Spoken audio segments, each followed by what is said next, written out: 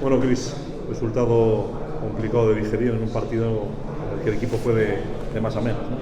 Sí, bueno, como tú dices, ¿no? Yo creo que hemos hecho de las mejores partes, esta primera parte de toda la temporada.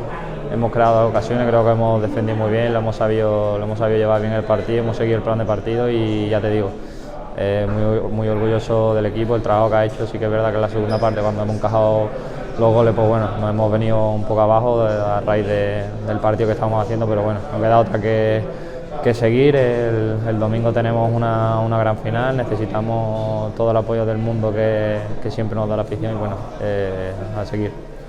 Lo que decías, ¿no? El domingo, día clave, importantísimo para el devenir del equipo y día en el que el grupo tiene que mostrar su mejor cara.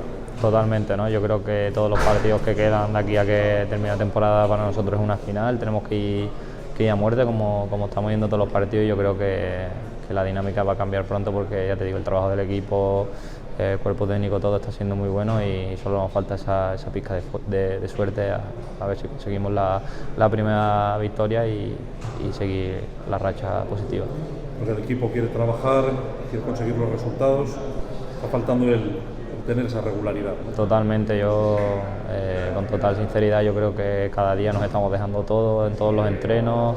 Creo que en el campo competimos hasta el último momento, pero ya te digo, no sabría explicarte el porqué, pero estamos jodidos, pero ya te digo, toca seguir trabajando y estoy seguro de que vamos a sacar esto adelante.